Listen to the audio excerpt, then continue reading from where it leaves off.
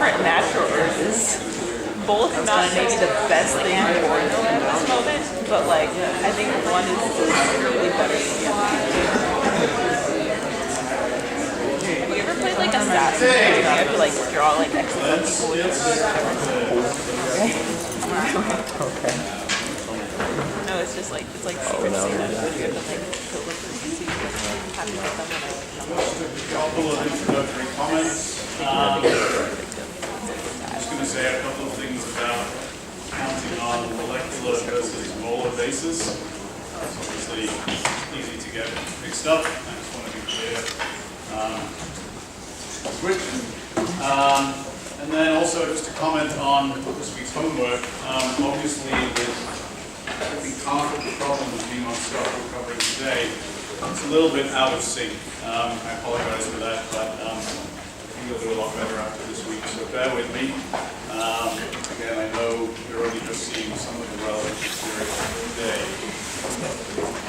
Most likely, we'll wrap up on thermodynamics on Tuesday. I'm not going to cover 20 on second law / entropy stuff. Very interesting, but not generally so interesting to go in at this sort of superficial level that our textbook does. So we're going to skip over that, and then on Thursday, I guess, next week, start electromagnetism. So, just these comments on molecular versus molar counting. It's all stuff you know, but whenever there's possible confusion, just try and look at what symbols are being used. And you saw my email about this yesterday concerning the specific keys. But in terms of molecular or constituent level versus molar level, so first off here, we're usually talking about N constituents in a molecular counting scheme and little n constituents in the molar counting scheme. And of course, N equals, let's see if I get this right. This is N equals N over NA. Okay, so there's our moles counting. We might have a certain mass, little n. Whoop. Yep, that's good. Hold up. No. Here we go. Here we've got mass, maybe like this. And we may have molar mass, like this. You can see already why I'm starting to get confused. The conventions between lowercase and uppercase. Let's see, so we've got that. And then in terms of heat capacities or specific heats, and this is where I threw you by throwing in an uppercase C last week in a case which actually isn't discussed in our textbook at all. In terms of the molecular basis, our textbook is using lowercase c, and in case of the molar basis, it's using uppercase c. If I'm getting this wrong, tell me now, so I'm not screwing you up even further. And then lastly, I guess the thing that I would remind you of, in terms of the constants that appear in various places, we are on a molecular basis always appearing with the Boltzmann constant, Kb, and then on the molar basis, we are appearing with the ideal gas constant, uppercase R. Okay? So, you can tell how painful I found that because I had to try and make sure I'm getting it consistent with our textbook every time. I know this is a lot of potential and I'm sorry about that. It's just, unfortunately, different books use different conventions and possibly chemists and physicists use different things. So anyway, this is a correct summary of what we're doing with our particular textbook. Okay? Just be careful with that. And throughout, and I know in office hours this week I've been in instances where it's been confusing whether we're doing things on a molecular basis or a molar basis. Just try and stop every time you're doing a calculation and make sure you know in which system your variables are being defined, okay? And of course you want to be consistent with any calculations and do any appropriate conversions to get you into the appropriate units for your calculation. And then last sort of related comment has again to do with a message that went out maybe yesterday based on feedback from Reese in recitation. There are mostly when we're using the ideal gas equation, of course that relies on using absolute units. And this issue of gauge versus absolute pressure apparently came up in one of the recitation sections. So you saw my email hopefully about that. Just be careful there again. If you're using in the right context, you're using absolute values, okay? So plenty of opportunities for just mess ups with units and systems, whether it's molecular versus molar. Annoying, and of course there's no physics really built into that, but just hopefully keeping this in the back of your mind is going to help. Okay, so let's move on. You can see on the chalkboard behind me the topics I'm hoping to cover today. So briefly, we're going to start off where we finished on Tuesday. We had arrived at a rather surprisingly simple result for the heat capacity for an ideal gas, and though we probably didn't emphasize this too much on Tuesday or even last Thursday, you'll remember our underlying picture with our kinetic theory is point-like objects, constituents in our gas. And to translate that a little bit more carefully, it really means we're talking about monatomic gases. So gases that are made up of single atoms that we can effectively treat as point-like constituents. Fine. There are maybe some cases where such things exist. There are. Noble gases primarily, but life is more rich and complicated than that, and usually we are dealing with more complicated molecules making up our atoms. So we're going to start off talking a little bit about that and how it feeds into our heat capacity.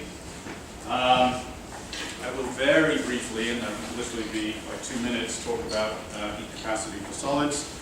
I'll briefly show you some representations of macroscopic phase diagrams, and when I show you those, I'll be stepping back a little bit away from the ideal gas case to more realistic gases and their interactions, and you'll see why that's obviously of interest. But then we're going to turn our attention to the main topic of this morning, which is thermodynamical processes leading to what's called the first law of thermodynamics. And basically this is an energy conservation or energy analysis of various types of thermodynamical processes. For us, we're going to focus on ideal gases only, okay? And so we will explore a couple of new things. The concept of work being done by a volume of gas undergoing some kind of process. We'll fold that in with what we've already learned a little bit about thermal energy transfer, and we'll combine those two concepts into a measure of the total energy that could be, let's say, stored in a gas, internal energy. So we're going to sort of define internal energy, and at that point we've got a nice toolkit which will allow us to relate internal energy, thermal energy transfer, and work done. And if you think about all of those things, of course, they're all energy-based concepts. And we'll use energy conservation to apply this to various types of processes that might be happening with ideal gases. And that's going to fully kind of round out what you need for this week's homework, and will lead us into a couple of things for next Tuesday. Joseph? Some more just a clarification for all this content that we've covered so far. Is it all mostly for ideal gases like P equals NM, V RMS squared over 3V, or a lot of these other formulas for velocity RMS, or So certainly all ideal gas stuff, yeah. There's very little that we'll touch on that isn't ideal gases, and that's why I've taken pains midway down here to talk about phase diagrams for non-ideal gases, and you'll see exactly why in a moment. And it'll be a good occasion for me to come back and talk about phase transitions. So just keep that in mind. If you think about why we might have phases and the assumptions underlying our ideal gas model, you'll see they're obviously related. Any other quick comments? Okay, so this was what we derived at the end of Tuesday's class, and you'll remember This result essentially came from our kinetic theory model, which had these point-like constituents bouncing around. We determined that first relationship between pressure and root mean square speed, and we folded it into an understanding of temperature, all assuming monatomic constituents, so no structure, essentially. And we get this result. Okay, so let me ask you to think about that volume of gas we use to define our kinetic theory. Of course, it's a three-dimensional volume, and this factor of 3 is really a reflection of that, because of course our kinetic energy in a three-dimensional volume can have components in any of 3 orthogonal directions. So this factor of 3 is very relevant, and of course it just feeds over into here. And it's essentially a measure of the number of spatial dimensions in our volume. And fine. Really, this is telling us, in fact, if you would, a little bit of a leap perhaps, but it's not implausible to imagine that for each dimension here, or generically for each degree of freedom, slightly other way of thinking about this. Think about possible motions of one of these atoms in our ideal gas. It can move in any one of 3 dimensions. That corresponds to, of course, 3 degrees of freedom. And so what this essentially is telling us is that there's a contribution of 1/2 R to the molar heat capacity for each degree of freedom. Okay? Now, again, that's a little bit of a tenuous connection right now, but it's going to be important as we move on and talk about more complicated molecular gas structures. So, what does any of this have to do with more complex molecular gas structures? So, a minority of gases are monatomic, the noble gases. Typically, we have more interesting structures, and in particular, there are plenty of examples of diatomic gases. So the gases that primarily make up our atmosphere, nitrogen, oxygen. Of course, their molecular form is diatomic gases. So there are many more complex molecular gases. And what can we say about degrees of freedom for those?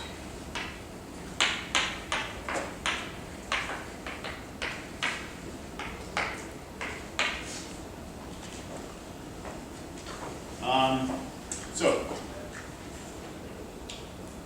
why is this kind of relevant? In a sense, we're looking at possible modes, possible mechanisms, possible degrees in which we can store energy in our gas. So we've got the 3 translational degrees of freedom already embedded in this. But let's say, and I forgot to bring here, I promised some of you earlier yesterday, my dog's favorite toy, which is like a little brother dumbbell.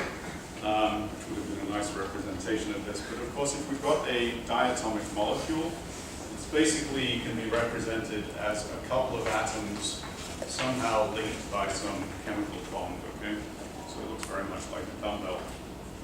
So the question is, if we start to build up complexity in our molecular structures, in particular with a diatomic molecule, what other degrees of freedom are possible to store energy in? And so there are 2 that are of interest. So additional degrees of freedom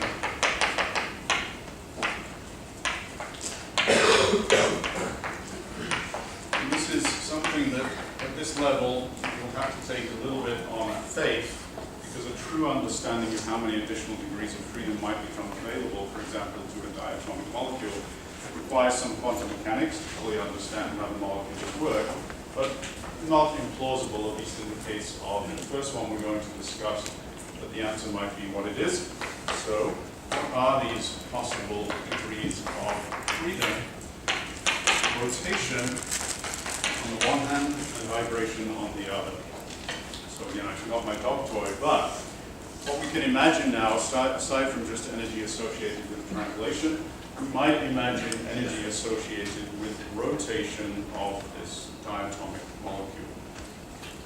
Now, what possible orthogonal, which is to say perpendicular axes, can we have rotations about which have finite energy? And again, the true answer to this requires a little bit of quantum mechanics.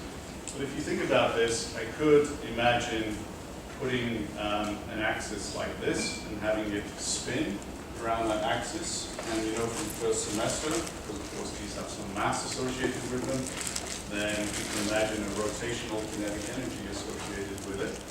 That's one possible way I can rotate this guy. Another possible way is to switch my axis and make it into or out of the plane of the board. And again, I can imagine this thing rotating about that axis. So those are two orthogonal degrees of freedom which we could imagine rotational energy being associated with. You, of course, are going to ask me, well, what about this one, which is the third orthogonal direction? And to some classical approximation, we can say that since these atoms are small on some scale, there's no finite rotational inertia associated with this, and so therefore there's no actual finite kinetic energy associated with it, energy period. And that turns out to be true more correctly at the quantum level. So it turns out that there are two additional degrees of freedom that we can associate with rotation of these diatomic gas molecules. Fine. Vibration. So this one's even less well motivated classically. Of course, what we're talking about here, one mode that you can certainly imagine, but it's a little bit more subtle than I'm letting on here, is remember this is a sort of chemical bond here, and as we've talked about quite a bit, we often model these chemical bonds simply like springs, sort of Hooke's law type springs. And so maybe you can imagine a vibrational mode where this thing is sort of stretching in and outwards in antiphase. Sort of true classically. Quantum mechanically, life's a little bit more interesting and certainly more complicated. It turns out there are just two additional degrees of freedom associated with vibration of a diatomic molecule. So, we claim here, without maybe a huge amount of justification, that we get a contribution of 1/2 R to the molar heat capacity for each degree of freedom. So if that's true, and it turns out it is, otherwise I wouldn't be trying to motivate it in this way, what this means is that I can in principle add 2/2 R to the value that we would associate with the molar heat capacity here. And in principle, I could add another 2/2, remember each one comprises 1/2, to this, okay? All right, how does this work in practice? In practice, these modes require a little bit of energy to excite. Again, it's not a totally straightforward thing. What that means, since energy and temperature are related, is we should expect these translational degrees of freedom to always be present, regardless of temperature. So at any temperature, these, however, require a certain threshold energy to get going, so to speak. And so it turns out, as one raises the temperature and therefore the available energy to the environment that this gas finds itself in, this one kicks in first. And so this usually has a threshold, let me say, for a typical diatomic gas of maybe around 50 Kelvin ballpark. And this one has a threshold that ballpark is maybe around 500 Kelvin. Okay? And these are not step function transitions. They're a statistical ensemble of molecules, so these things have, in some sense, gradual turn-ons. But if you were to look now at putting all this information together, what you could see, either in terms of number of degrees of freedom, or associated with this, the molar heat capacity, CV, but let's do degrees of freedom for now. So at low temperature, down on the left side, we always have the 3 translational degrees of freedom available to us. Once we hit, again, I need to do this on a log scale, this is around 50 Kelvin, we find that we start to open up the rotational degrees of freedom. Again, it's not a step function. And let's make this on a log scale. This is now around 500 Kelvin. Once I get up here, I open up these additional degrees of freedom, okay? So 3, 5, 7. And if I was to put this in terms of the molar heat capacity, I would make this multiplied by 1/2 R, okay, to get the associated molar heat capacity. So this is important and interesting. And so what do you need to know when it comes to solving problems? If you're talking about, and this is specifically for a diatomic gas, I need to make that clear, and maybe briefly talk about more complex ones in a moment. What this means is that the C value, the heat capacity value that I'm using, is temperature dependent for these diatomic gases and for more complicated gases in general as well. And so you'll need to pay a little bit of attention to this. There will be some problems that explore it directly, others that maybe are implicitly putting you in one region or another. And not surprisingly, since 300 Kelvin, room temperature sits around here, you might often find that you're dealing with a molar heat capacity for a diatomic gas that is 5/2 R, okay? So just something to be aware of. This is temperature dependent because of these different degrees of excitation that may become available to us. And again, there may be some specific problems that are exploring this directly to sort of drive home that point. So, just an FYI, this is an FYI only. Actually, it's important enough that it has a name associated with it. As a person to begin with, not so important, but the second word is the kind of most important aspect. Equipartition, equal division, equal sharing, something like this. Energy is going to be distributed equally between all available buckets, if you like, something like that, okay? So that's technically what this thing is known about. I'm not going to really talk much more about it, but it gives us some motivation for why we can explain or expect this kind of behavior.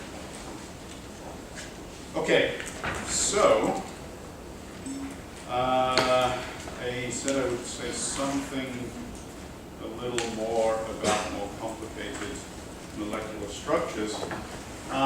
So here's a diatomic molecule. As soon as I get to molecules that have truly three-dimensional structure, so some tetrahedral molecule, for example, of course now it's three-dimensional, and you would expect, not surprisingly, that it has now truly 3 rotational degrees of freedom in this case, but it has a three-dimensional structure. And this can get, of course, rapidly a lot more complicated. So imagine our Hooke's law spring connecting these various atoms here.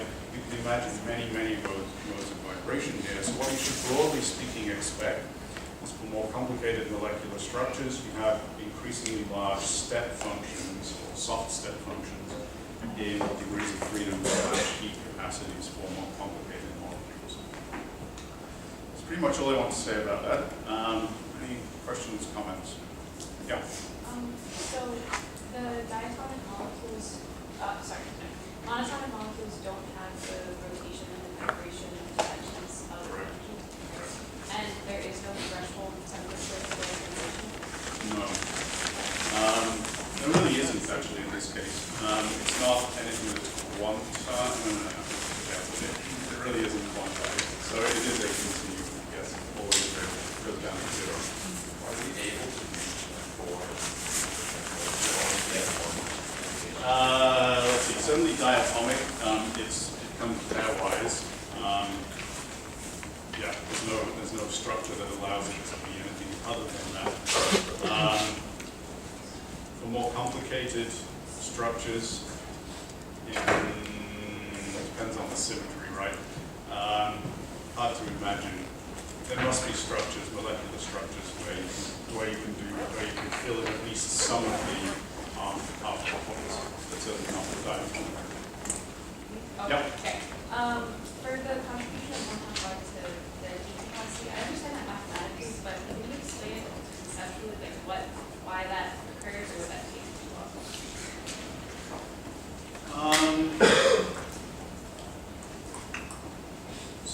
this really talking about? It's a relationship between, it's really a relationship about where does energy go? Where can energy go?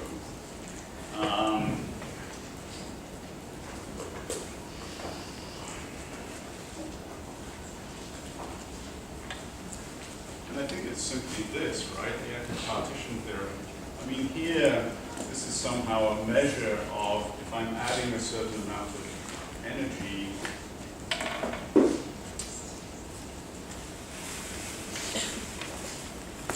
I think I'm just confused about the word contribution. Like, what does it mean to, like, contribute half, 1/2 R to the heat capacity?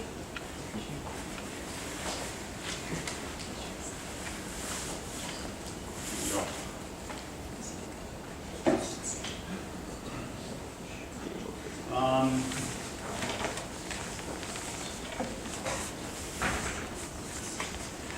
Again, I sort of want to come back to this. It's telling us for a certain thermal energy input how many channels are available to put that energy in somehow. I mean, that's the only way I can say it maybe in different words. It's kind of opening up new mechanisms where I can put that thermal energy. And so it's embedded in that constant now. Okay, so briefly, as I said, coming back to solids, and this we will really not talk about much at all. It's just kind of interesting FYI. So view it as such. So I mentioned already twice this morning our Hooke's law type picture of bonds between atoms in some molecule, maybe in a complete solid.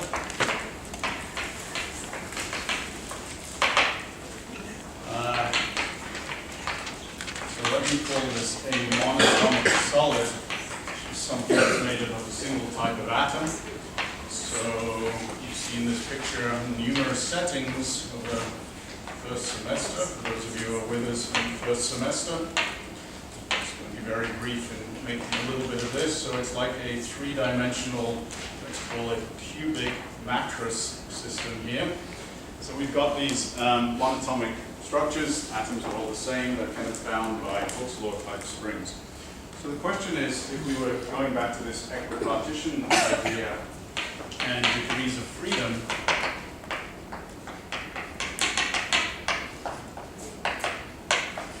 so for any given atom in here, imagine this has got springs around it on all 6 possible connections. How many translational degrees of freedom does that particular atom have? Or eventually we'll translate this over to a molar basis. But in terms of that particular atom, how many translational degrees of freedom?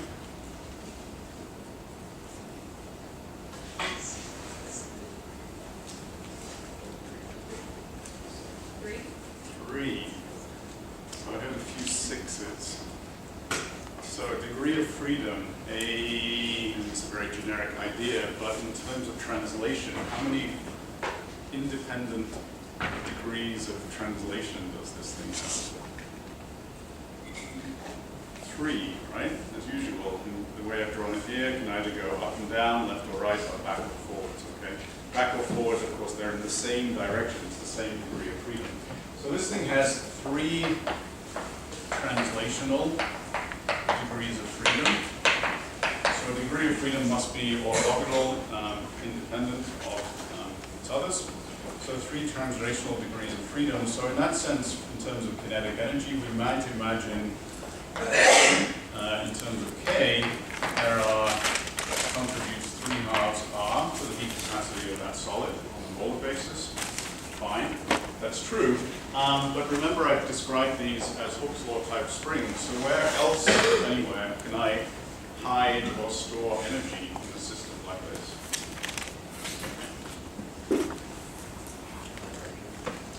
Or effectively, yes. And if you go a little bit further, where else, what type of energy am I kind of, yeah? Potential energy in this. springs. So, there's a kind of equivalent to potential energy in the springs here. And again, given the dimensional structure of this, how many orthogonal degrees of freedom can I imagine storing energy in the springs? 3.